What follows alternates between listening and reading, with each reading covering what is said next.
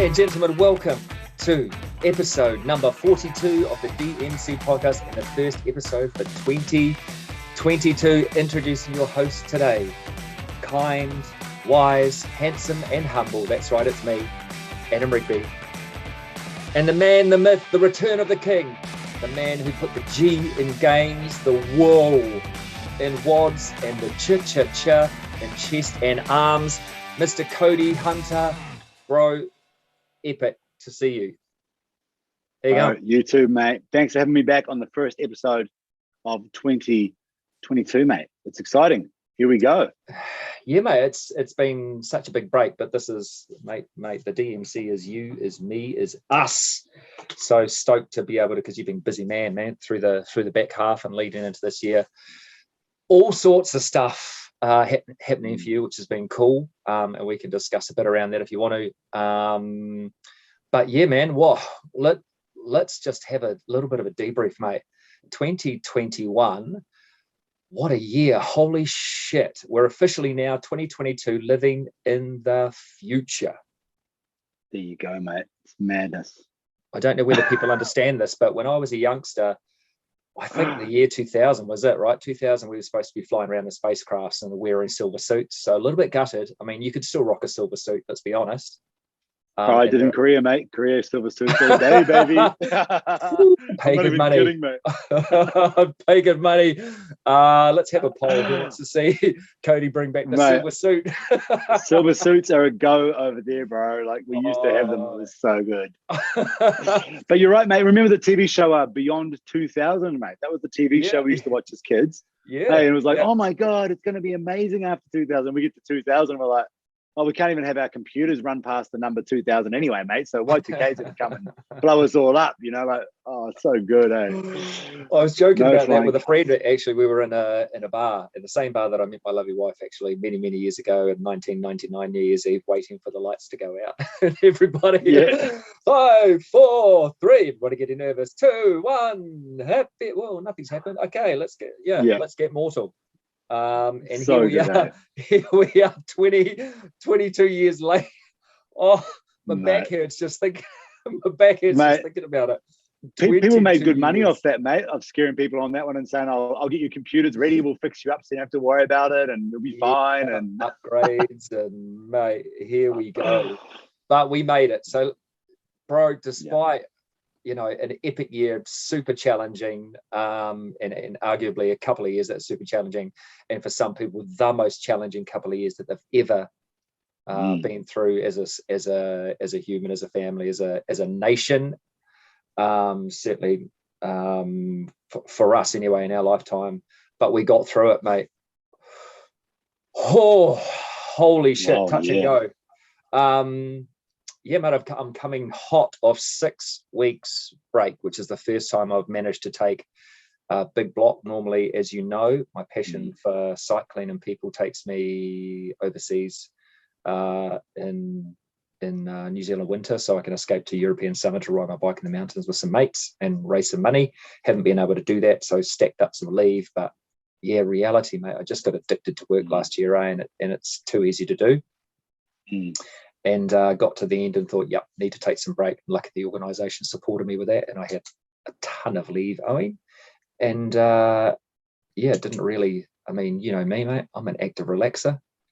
Putting the feet up doesn't really come into the equation for either of us. But certainly, it's nice not to have the additional stress, I guess, of whatever your work is, 8 to 10 to 12 hours per day. And then trying to do everything in the weekends. So, mate, how 2021, obviously, a year of change. Mate, what are some of the big lessons you learned in 2021?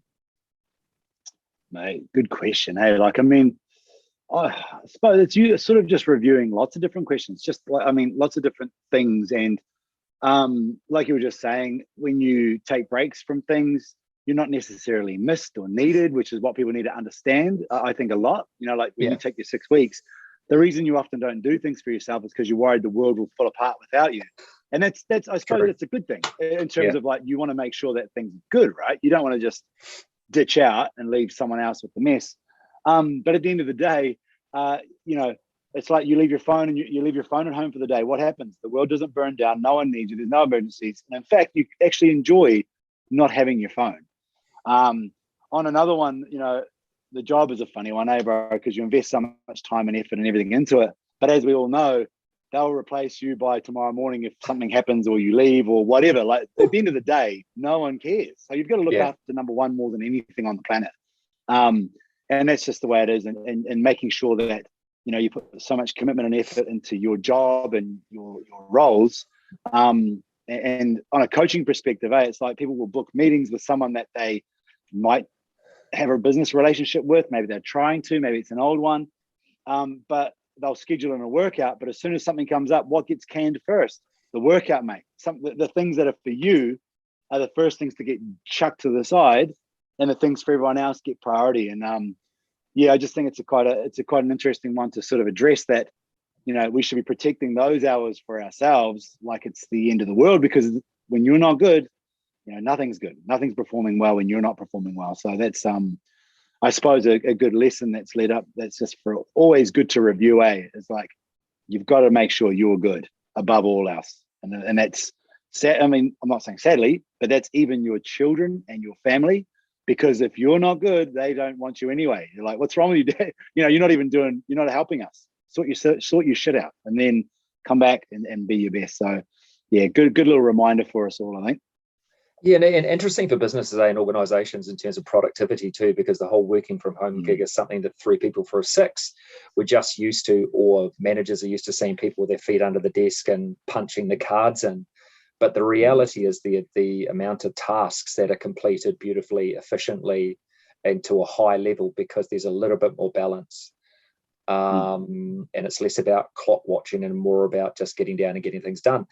In the modern office, there are tons of distractions, you know, people going out for ciggies or vapes now, and conversations and catch-ups over the weekends, and papers getting thrown across your desk, and witnessing lots of tantrums and all of the inter-office politics that you have to deal with. But when you're at home in your office, in your own space, you're just committed to getting stuff done. And then you have the ability to say, man, I just need that break. You're not getting micromanaged and told when to take breaks. Because let's face it, you know, it's historic, right? I mean, we started geared up our working day, which was making sure you got to have your breakfast, and then you got to go to work, and then you got to be home for dinner time. And it just formulated our 8 to 10 hours. And then obviously as the demands, people are like, oh, got to work more. And then 10 tends to 14, tends to ridiculous hours. People wanting money tends to 2 jobs, and it just becomes relentless. So you're right, bro. First and foremost, you do just have to look after yourself. And I think people's ability to check themselves and say, do you know what? Holy shit. All of these things, all of these negatives are now left behind. I've got more time just to think about how I operate within an environment, the things that affected me that now no longer affect me. And I've just got a little more freedom. And I think when you have that freedom, you can start to embrace some of the things that are just best practice for you. You know, I'm fortunate I've been effectively working from home, a home office for a long time now. So it wasn't a really too much out of the norm for me. What was different was having 3 workstations at home. Yeah, everyone else did at the same time, Yeah. Trying to make space and respect each other. And again, Justine's been back here and moving into a new stage of her career, so she's just been absolutely gunning it. So super proud of her. But you know, the offices all get up, and my daughter's changed jobs this year, so having professionals trying to integrate and implement their working day in an environment, a house environment, is interesting. Getting used to each other's company in a home environment. Again, we're fortunate with the girls and our family gets on well. We communicate freely anyway. That's always been gold. But you know what it's like, family, mate. You can still get frustrated, and they're the first ones to bear the brunt. That's right. Well, that's the thing. It's kind of the safe zone, so you can actually do it and not pent it up. But bro, I think you're a bit like me sometimes too, where you sort of I work quite well when there's a bit of chaos around, not necessarily home chaos, but like a good cafe, like a good hustle bustle cafe. You've got your headphones in, you got a strong, beautiful cup of coffee, and there's shit going on. That's when I tend to do my most deep work, like because you get your music in your computer. And and that was me over in Asia to a T. I just lived in cafes that were, everyone was my office. And I think that's a good spot. If you sort of being too quiet and like too like an office environment, again, I just feel sometimes I'm like, man, I'm not that inspired here, but in a cafe, set your timer. I like a 45 on, sort of a 10 to 15 off kind of vibe, like a workout, mate. It's a interval training session here, So 45-minute on, 15-minute off, and on that 45, you stay in the game, you do anything that you've got to do related to work.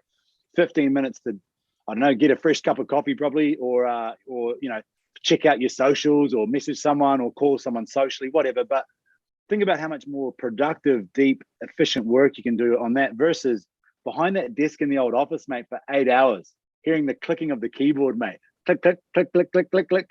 Like the Office TV show, Like that's just reality, bro. Like the the old photocopier and, oh yeah, mate, did you see the sports on the weekend? Yeah, good. You're like, someone getting a cup of water. Glug, glug. Yeah. And see, I'm like you, because I've worked remotely for so long as well. Yeah. Like even before New Zealand, again, is like I had a mate years ago in Korea, and I wanted to work with Reebok, and he looked at me and goes, mate, I wouldn't even interview you, bro. And I was like, come on, man, what do you mean? He goes, if I put you in this office, you would lose your mind. Like those offices over there are like the lighting, the setup, the noise, the sound. For people like us, they're tough spots. They're tough spots for people like us. You just sort of feel a little bit too fenced in. Like it's a bit tough, Mate, if I and I guess I do to some extent, you've got your watch on, it measures your steps during a day. And sometimes I look at it and go, holy shit, how the hell did I manage doing that many steps? Because I'm just moving. Yeah. I move from place to place, and I'm like you. The thriving in chaos is a really good analogy, because you're right. It's just about energy for me, in an environment where there is energy. And to have a great cup of coffee slid under your nose, and for people to reload with an eyebrow, you can look at the barista and go, yeah, bro, some decent internet, and and getting stuff done. If you can make your calls successfully, I love that type of stuff. And still coming off a great year. Last year was a great year for me, for us, and just resetting, having the ability to reset. And just think about some of the things that I think I could be better served in doing. Some of the disciplines that I'd have to wrap around moving into 2022, because it's really good, bro, when you're in a sales job or whatever you're doing, even if it's in reference to working out. Just because you had a great year, I mean, you've got to just reset and fundamentally have some goals that'll lead you into the next stage. And I think if you achieve something, that's great, but there's always something that you should be chasing, in my belief. And yes, it's just finding out and determining what that is. And for a lot of us now, it's just mental health. Making sure we're okay, staying, remaining healthy, remaining positive, looking after yourself to enable you to look after others, being kind. And we talk about it all the time, the importance of just being kind. And again, it starts at home, and sits firmly within the shoes that you put on this morning. That's you. So rolling into 2022, what's the big, hairy, audacious goal for you? Or how do you do a review, reset, and think, shit, I didn't quite get there, I want to do this again? Or do you leave it behind, or do you think the step up? How do you determine what is your path or the goals for the next year, if that's a thing? Yeah, bro. I mean, I think it's a good way to look at it. Is like you're saying, some of them you'll be like, fuck, I missed the mark. But it doesn't mean it wasn't the right goal. It just means maybe my delivery, or my approach to it, or my mindset to it, or it was completely wrong. And so I've always been a firm believer of like, ready, fire, aim. I don't know if you've seen that book before, right? It's like you've got to just pull the trigger sometimes, otherwise you'll never ever launch, right? Like failure to launch is one of the worst things you can do. Yep. And that's how we got back to New Zealand. That's how I've done a lot of businesses, and that's how I've had a lot of successes, and of course as well a lot of failures. Yeah. Because you're prepared to actually launch. If you don't launch, mate, you're never going to be successful. And if you don't try to be successful, well, you're obviously not going to fail much either, because you won't even have a shot at it. So, but I've sort of over the the last couple of years, or a few, New Zealand coming back here has been a real challenge to reset everything and start again like we did like 3 years ago now, and definitely not where we had hoped would be. I mean, 2 to 3 years of getting back into where you are is obviously going to be probably about right to get settled. Obviously, 100% the current situation on the planet put a bit of a hiccup on that. But again, that's everywhere and everyone, and so it's not like it's a mistake that's been made personally as well. It's sort of just something you've got to deal with, work with, figure out how to make it work. So I think this year, bro, quite frankly, it's still about just finding a place to settle and be safe and look after each other and just really feel secure in where we are, so that then we can put the steps in play or plan out the next game plan. And because it's just been such a whirlwind of a couple of years, and then 2 years on top of that of like real whirlwind to where we are now. So it really is that. It's just like let's many aspects are so good, and then other aspects are just ones that are sort of a little bit out of control and in control. But figure those out, get them settled for 2022, get through this year. I suppose the word would be security, but with security and being settled, and then like, okay, cool. Now we can actually put some mental real estate into the growth phase. Like right now is really like the settle phase, and then it'll be like fucking boom, let's go. So I mean, the growth phase and the ideas are always there. Eh? You've always got your like big things that maybe next year, this year, whatever. But those things can kind of be always there. But I'm really just focusing on the triaging. I'm just triaging right now what needs to be looked after first. Is probably me right now. And it's also it's also retaining the ability to live within your value set, and without feeling as though you have to compromise every second of every day and stretch those too far. So the things that you believe in, the things that are important to you, the things that you're teaching your kids, that you remain and stay consistent within that, and everything else will look after itself.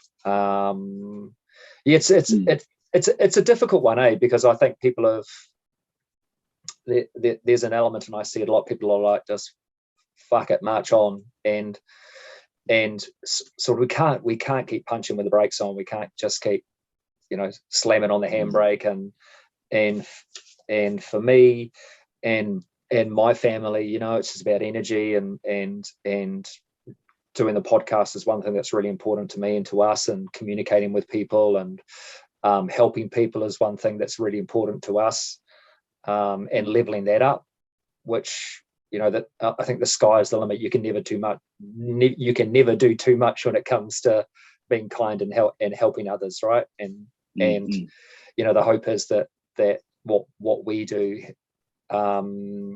echoes and other people not so much brave enough, but recognize that it's within all of us to be able to help people.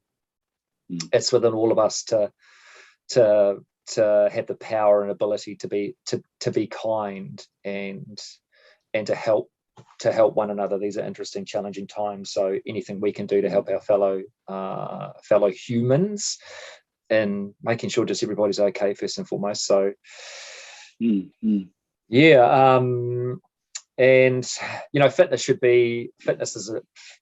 fitness is a lubricant for life, right? And 100%. And we should be taking the steps. I think you and I talked about it before. We overcomplicate, and I think in some cases, all of the stuff that we're bombarded with online about you should, if you want to get fit, use this. If you want to get fit, do that. It comes down to simplicity. And bro, we had a conversation, a funny conversation yesterday, intermittent interruptions via the web, but here we are. About how simple it can be when you're trying to reset your goals to just put your shoes on and get out the door and walk. And I've been doing I've been doing a fair amount of that, and walking proven to be great for you physically, mentally, emotionally, great for the heart, great for cholesterol, great for the mind. Giving you time, whether it's solo or, you know, we've talked about it before, the importance of just having time to yourself, but also time with your partner or children to go out and chat, because when you're walking and talking about a whole range of stuff, the things you can learn, and that could be a pathway to doing something new. You know, it could be a 2K walk around the block that suddenly leads you and your family to decide we're going to do the Tongariro crossing, or you might decide one day, shit, should we start jogging? And then all of a sudden you've signed up for a half marathon, or it gives you the discipline and a little bit more confidence to say, you know what, I might start going to the gym. But you know, the beauty of walking, investment zero, just time. Because I have like a 10-year-old boy who's seriously like a teenager. But he just reminds me of what I was when I was 14. But we'll go for a walk, and so I don't try anything when we go walking. So when we go for a walk, I'm not sitting there trying to stimulate conversation. I'm letting him guide whatever he wants to do. Right? If he wants to chat, we'll talk. If he falls behind me, you know, like 5 meters, and he's just doing his thing, I just leave him, because he's doing his thing. Right? He's not being stimulated by a computer or a television or a mobile phone or by me or anyone. So when I see him by himself dawdling or walking, I love it. I'm like, I wonder what's going on in his head. Like, I think that's amazing. And we just don't get any chances to do it now. And walking is probably the only one we can really, there's, you know, walking or a long drive maybe, but there's still music, whatever. But the walk is like, let him be in his thoughts. Let him just be by himself. And a bike ride is good too, bro. That's a really good one as well. And just be in his head, and just, if he wants to talk, he can. We don't have to always be like, tell me about life and like trying to dig into him. It's like, mate, he's in his own element.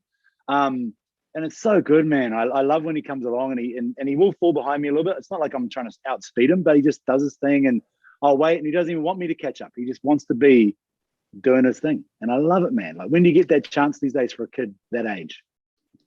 Yeah, and kids, I mean, kids are wonderful, eh? The amount of stuff they come up with, and the amount of questions, and Old Maddox is a little bit of a legend, that young fella. Perfect mix of mischief between both you and your lovely wife. But the thing is, you've got to learn to embrace that self-dialogue, and have that conversation with yourself when you're doing positive things. Like, movement is great. If you're sitting down dwelling in a dark corner having that conversation, invariably you'll probably lead yourself to a dark place. But being out and about in the sunshine, stimulated by trees and the breeze and nature and birds, and, you know, walking with your old man and that type of stuff, you start to figure things out, think about things. And that may or may not give you the confidence to actually ask questions, or tell someone how you're feeling, or solve a problem without feeling too bad about it. I'm a massive fan, and that's why I love cycling. It's so therapeutic to me. And getting out and obviously talking shit with your mates is great too, but also being out by yourself and just going up wildly in the bushes and not having to negotiate traffic, just cows and sheep. But just that time alone in your head, working out. We've talked about it before, bro? The brain is just a mega supercomputer that's working a million miles an hour with ideas and rehashing memories, and the stuff we remember isn't necessarily what actually happened. It's how the brain threw it back together, you know. So sometimes you're like, oh fuck, was that person there? But you've got to give it time just to spin over and for the smoke to come out of your ears, because as it does mine. You know, the funny thing, and you're probably the same, you know, when you haven't been exercising, or you haven't been for a walk, or you haven't done something, you're just like, fuck, something's wrong. I need to do something. I just need to get up, and I need to do something. And I recognize it in my lovely wife as well. It's like, mate, let's just go for a walk. You know, I get what's called, I guess the term my mother would use was thrutchy. She would say, you're getting thrutchy. And I don't know. I can't even figure out if anybody knows where the term thrutchy came from. But she would say, "You're getting thrutchy and ants in your pants," and that's me. I can't sit still for long, so I've always got to do something, which is great over Christmas, mate. It's mowing lawns and hammering stuff and cutting stuff, and we got a big bin down our driveway, so I filled that up with stuff, gave away a whole lot of clothes, did all sorts of stuff.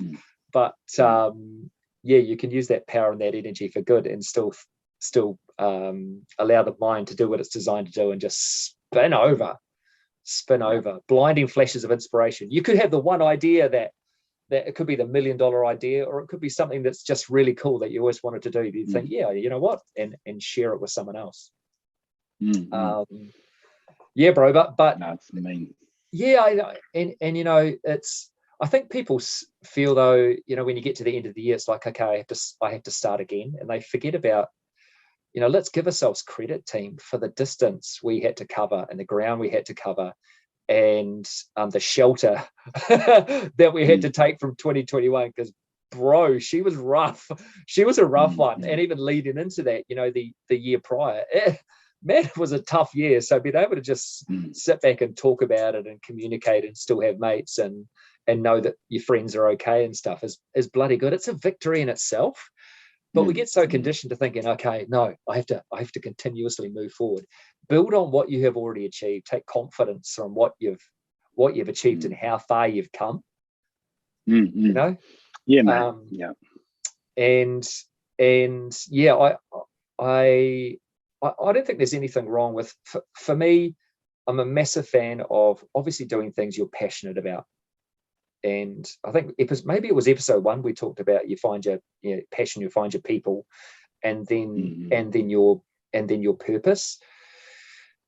Certainly you'll find people that are passionate about the same things. It's important that again, we can go back to the other episodes, that it's important that not everybody in that environment thinks the same things, because otherwise you don't grow. You can't have great conversation with someone that thinks exactly the same as you, because all you'll get is head nodding. You want someone that challenges your ideas and your ideals, and you'll still find that in a diversity in a sport that you're interested in, diversity in CrossFit. Sure, you're passionate about this one thing that's brought you to this place, like you go to CrossFitters, but you think about the other things that they're passionate about, other things, and you don't get that without having what, bro? Conversations in the downtime. Exactly right. But yeah, I know that I saw one thing, actually, you know, thinking that we have to find the one thing that we're passionate about and follow that. I think you can be passionate about a number of things. That's okay. And then you can chop and change. You don't want to get known as that person that just does one thing. Yeah. And having one thing. It's a good book, mate. It's a good book, though. It's a good book. It's called The One Thing, mate. It's I read it years ago, but it's but it's more like in terms of like how you're doing your current targets or goals or whatnot. You're so noised out by so many things, but we just focus on the one thing, like we talked about before, going for a walk, you know, like in terms of that fitness and like that's a moment in time, right? You know, where you're just like, okay, this is my focus now, but then tomorrow I might do something else that adds dimension, and it and gives you experiences. And I think when you start to immerse yourself in a variety of different things that you're passionate about, there's crossover. There's a lot of crossover.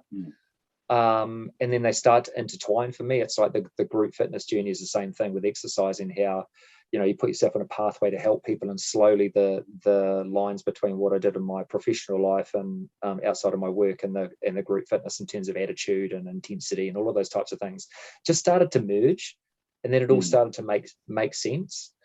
And it's truly wonderful to be able to not sit back, but just kind of ride that wave and that energy, where one doesn't necessarily have to fight the other, where it just becomes part of who I am, and people recognize that. Still, there's the element, you know, like if you're in the gym and you're a trainer, people think that's all you do, or for a lot of meatheads, it is all they do, though. It is all you do. It's like, why you train? To be good at training. Oh, so you don't have any hobbies? No, this is my hobby. Okay, what's your job? Oh, this is my job. Yeah. It's like it's one of those funny ones, but yeah. trying to find the balance. Yeah, the balance, and it's passion. hard. Like power to those people that dedicate themselves to the one thing, and you know, whatever that is. But I'm sure there's downtime where they can be passionate about other things like people and flowers, flower arranging, music, art, music, reading. I've definitely, you know, what I'm trying to do this year, a big goal for me is just to learn more, or focus on learning more, mainly about people, you know, broad term psychology, being able to help people on a broader scale. Being fortunate, I've actually, bro, over the what I call my holiday period, I got to run a couple of modules for people coming into group fitness and changing programs. Amazing, absolutely incredible couple of weekends. There was 17 people the first weekend and eight people the second weekend, just Saturday, Sunday, just going through all of the stuff that makes the organization, you know, outside the fitness organization that we work for, just truly unique and wonderful. And it comes down to community and wanting to help people, which is beautiful. But we went through a really cool exercise, and it was about finding your why, you know, finding out the reason that you do things. And I think you can apply that to things you want to do for 2022 if you haven't already. And you know, I think you should write down a list of things that you want to do, maybe things you've done before that you want to restart, and just slowly compare. Like the drill was about finding your why you wanted to become a group fitness instructor or start this particular program. But it applies to anything, you know. So you could put I want to run a marathon, I want to go to China, I want to, and all you do is compare 1 to 2 to 3 to 4 to 5, then compare 2 to 3 to 4 to 5 to 1, and every one compares to the other, and you tick your preferred option, and the one with the biggest ticks is the one you take action on. And also changing, I think a powerful tool for me I've been really focusing on changing I want to I will, and just using, because language is super powerful, and I think mentally too, in terms of self-talk. So just actually reprogramming myself mentally through just the use of language to say, I will do this, we will, not I want to, or I'm going to go, I am going to, not I am going to go. I'm going to start the process of going to. I'm actually going to, you know, whether it's a country, man, I'd love to be able to travel, but that's a different thing. So just I think writing things down. And the biggest thing for us too, is saying them out loud. Don't keep your dreams and your goals a secret. Because you say them out loud, they're out there, bro. You can't take them back. And that's right. Yeah. You know what it's like. You say something and you've always wanted to do it, and someone may laugh at you. Then who gives a shit? But there'll be a person that goes, "Fuck, that's cool, man. You should just go for it." And keep saying it until you have some person that just reinforces it, or you're around people that believe in you to be able to help you to do that, or someone that says, "Yeah, let's do it," and you're like, because bro, that's the beauty, because if people don't know what your intentions or goals are, then someone who may have something that can help you along the lines, or want to join you, or they'll never know, right? No one will just ever know, and you're sitting there by yourself, and you know, it's funny. Some things you know you're determined to do, and you're like, I'm not telling anyone. I'm just fucking doing this, and there's no chance you're going to fail it. It's like, but it's not one of the ones that you sort of need to share. You know, we've all had those ones where it's like, this is sheer determination. I don't give a shit if anyone knows. And then there are other ones that you really want to do, but you know, I need to be accountable. Like it's one that you've probably failed before, or you're not sure exactly how to get there. So you're like, I need to make this common and make it known to my friends and family, because I need them to help me. I actually need some support in this. I need them to either push me or be like, yo, let's go. Or maybe someone's got some tools that will help me get there. So yeah, because I mean, there's plenty that I've achieved in the past that I've told no one about. It's just like, this is, and the other ones that you sort of like a real, you sit on it. It's no chance of failing.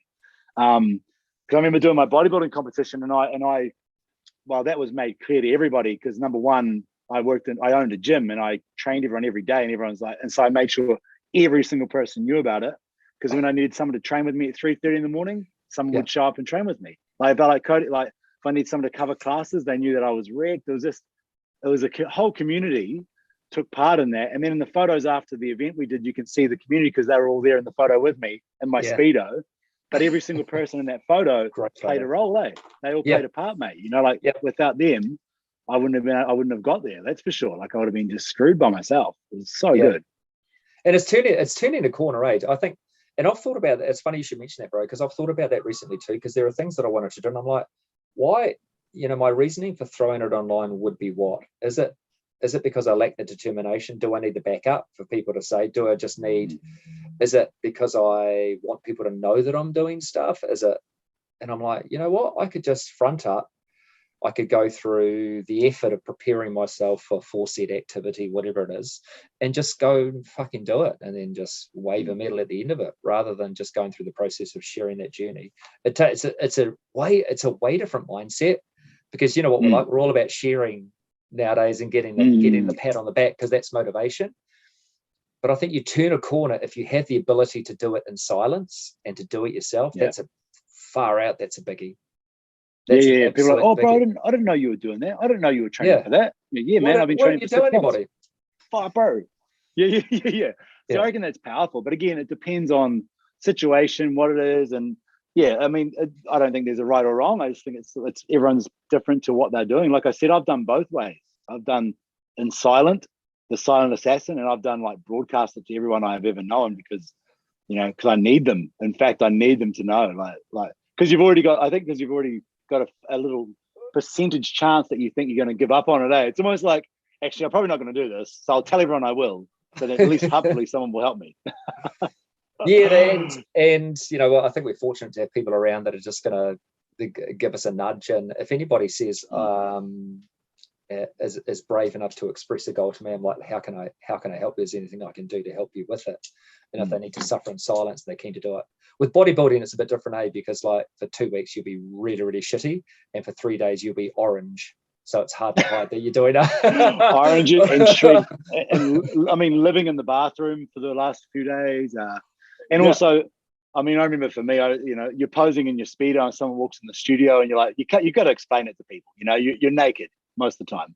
Yeah. But then again, you need training partners, because a lot of times you're so tired, you're not performing well. Remember, it's not healthy, so you're not necessarily at your strongest or your best. So it's like, man, I need someone to get me through this leg workout, or I won't be able to do it. So you have to call on one of the boys.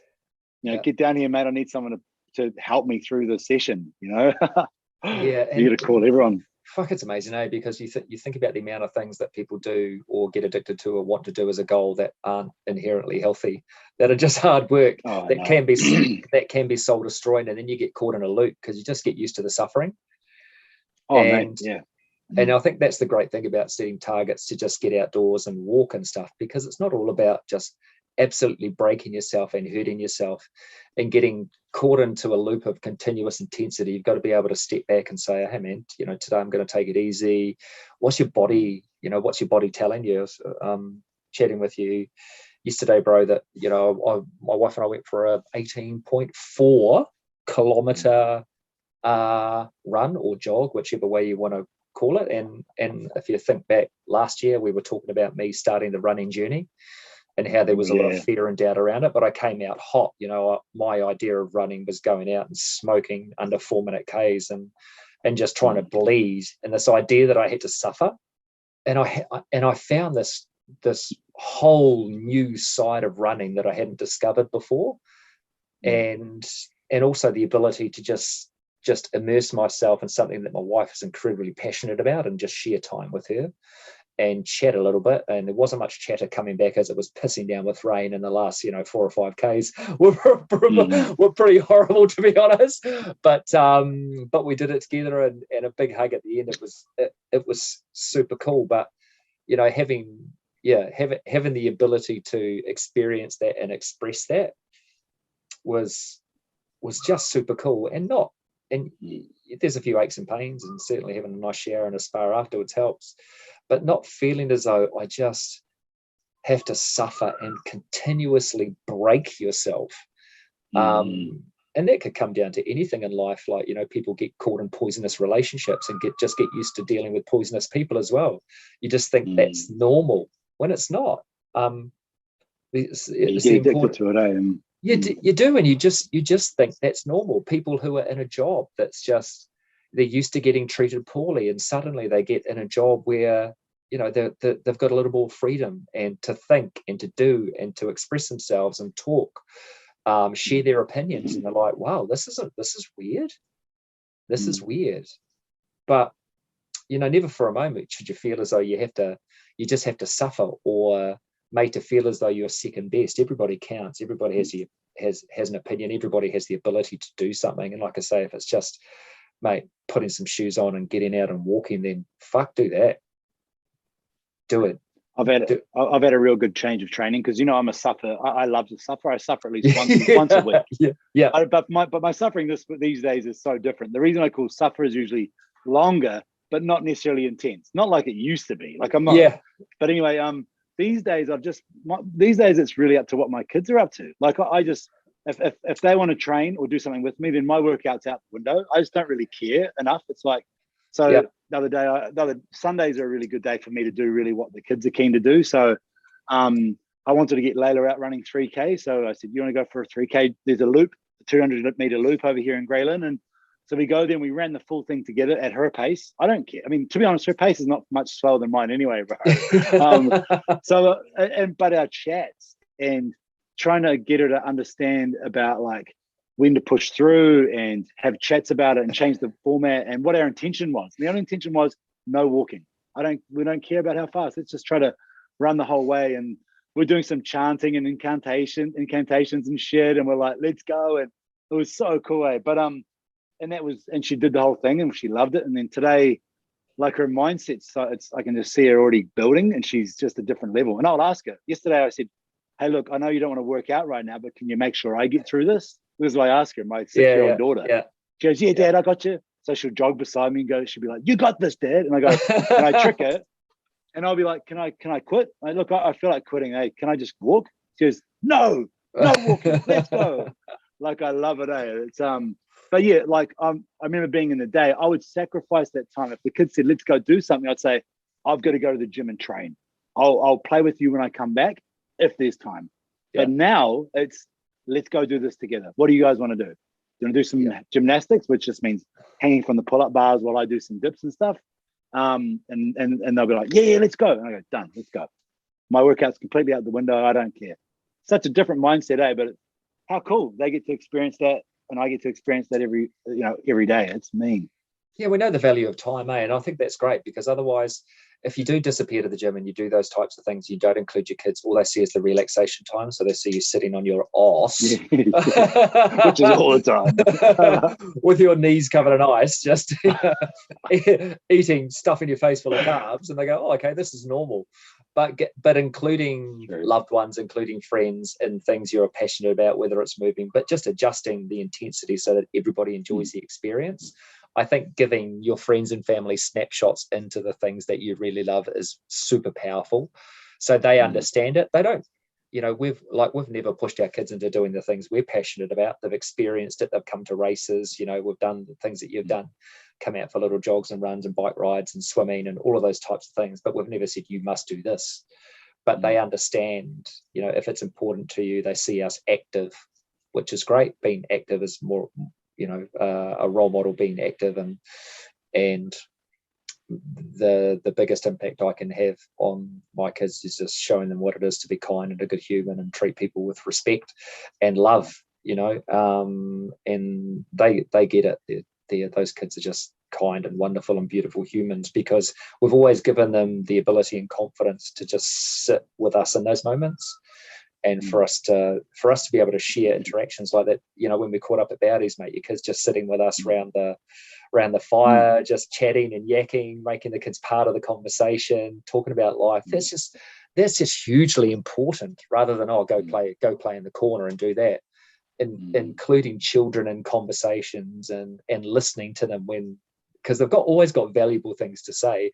As hilarious as it is, and I love it from a child's perspective, because we get polluted and diluted with all the shit we've been shoveled in all of our interactions, and the fresh perspective and where it comes from a child is a completely different place than where it comes from an adult, you know. So yeah, participating in conversations with young people, which is probably, for me, anybody under the age of 30, to be honest. But it's like but bro, that it's like we say, monkey see, monkey do. Like, hey, what I've noticed with Maddox lately, and he's done it like 3 or 4 times recently, and he didn't even know he did it. And he says, like, we walked into the school the other day for to meet the teachers and everything, and he walks past and he goes, and the caretaker goes, oh, hello Maddox, or no, hello. I don't know if he knew his name yet. It's a new school. And he goes, how are you? And he goes, yeah. And Maddox goes, yeah, good, thanks. How are you? And the guy goes, oh, what? Like, because adults aren't used to some little kids saying, and then he said it to another person at the restaurant or somewhere too. And he's like, oh, how are you doing? How's your day? And the person looked at him like, what is happening here? Yeah, it's good, thank you. Great, thanks for asking, you know. But it's just, and I hit him up about it. I was like, mate, it's really cool that you're asking. And he was like, what do you mean? He goes, didn't even know I did it. He just sort of, quite funny the way for little kids to be sort of asking those things, or like, oh, nice to meet you, what's your name? And adults get real freaked out by it. It's like, oh, good to see, mate. Inspired, it's a call to action, like, and that's teaching us how we should interact anyway, and taking people out of that transactional nature of, you know, when you get caught in the grind, and even people in cafes and restaurants, they're there working hard because they've got, you know, life and bills and family as well. So, you know, the opportunity to check in and for allow them to experience something new, because there's a lot of assholes in the world that treat people like shit, right? And you see it. So I'm a big fan of just doing exactly that, checking in, saying, hey, how you going? How's your day? Even over a FPOS transaction, or something as simple as that, you know, instead of just, good, thanks, bye, how are you? Good. Mate, it was good today because I was on a hill sprint today. I was telling you, I took the kids to this big hill we found, and as I was doing this workout, and the kids, we were on. I parked the car so they could take a break, because I was there for like 45 minutes doing this workout, and the guy showed up on the other side of the road, and he started doing his sprints too, because this hill's like massive, and then he's like, "G'day, mate," and we kept giving each other the old thumbs up across the road, and then I was like, "Lucky we got a backwind, mate," because it was like so windy. And then all of a sudden, by the end of it, we're like best buddies, just going past each other. And then he runs past. I love he that. runs past me, and I'm like, "Come on, bro, you got it, man." And he's like, he's probably a bit older than I was. It was like we weren't 2 young bucks running up this hill, mate. We were the lads doing the yards, and it was just so cool. And then when he left, he opened the window up, and he's like, "Shit, mate, see you next time." And I was like, "Yeah, see you, bro." Never seen him before in my life, but just like a shared interest. We're both hurting on the opposite sides of the road, mate, encouraging each other to get up that hill.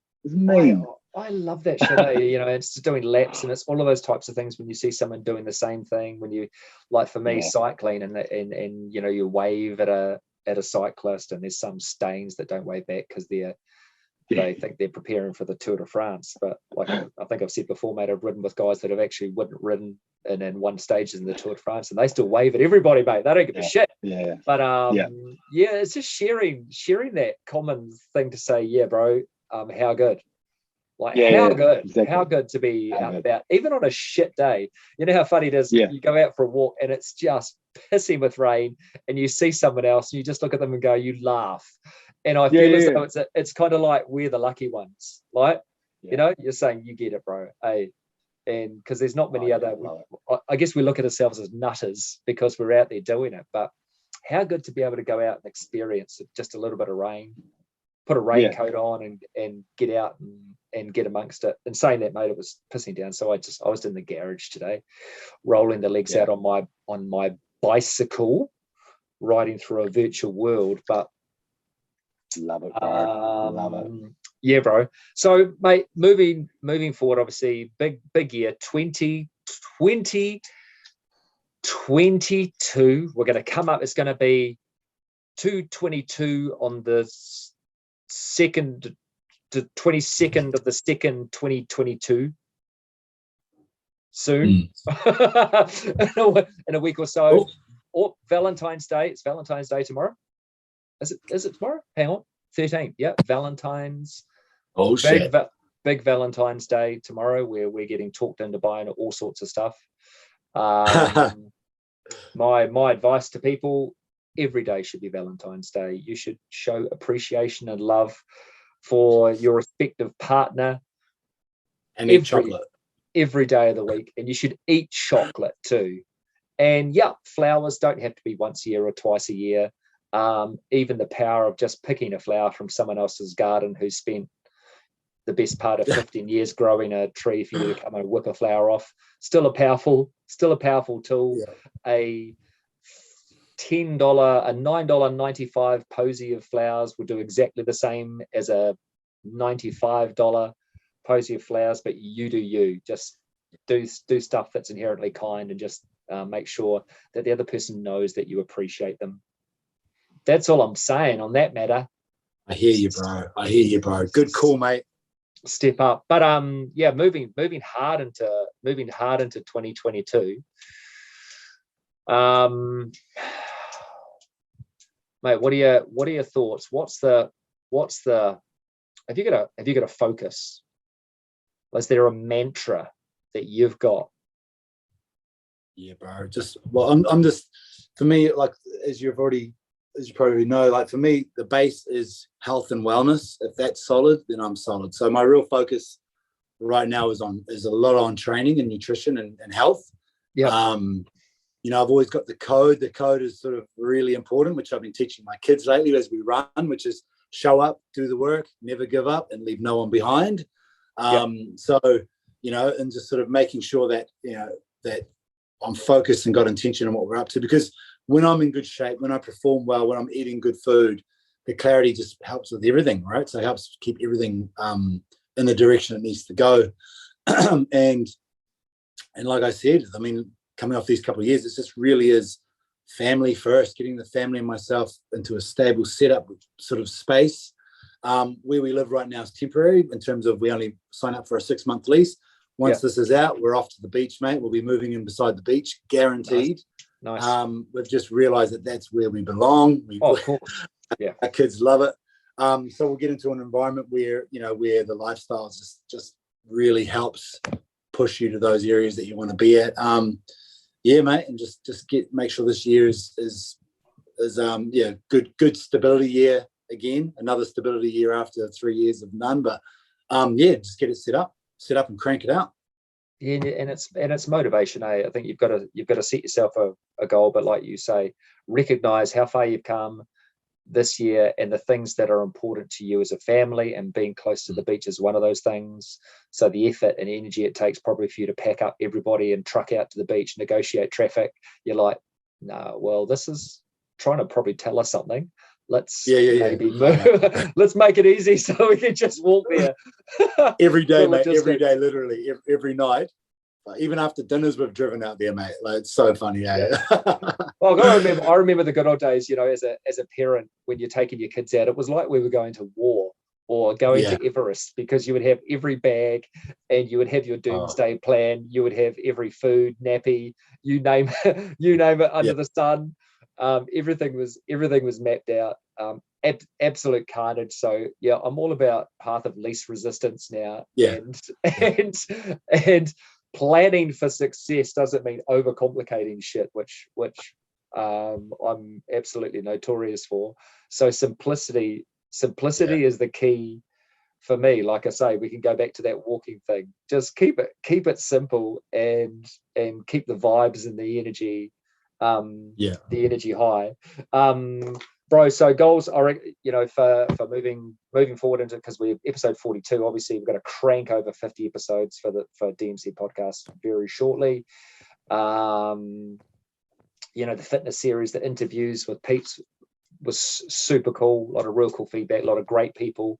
So again, if there's people that you want us to talk to, let us know. Doesn't matter where they're from or what they're doing. If they've got something to add, value add. Don't be fooled that just because it's fitness focused that it's all about fitness. Man, there's some cool life lessons in there. So go back and have a look at some of the other episodes, and the earlier episodes have a lot of gravity in some of the stuff we talk about.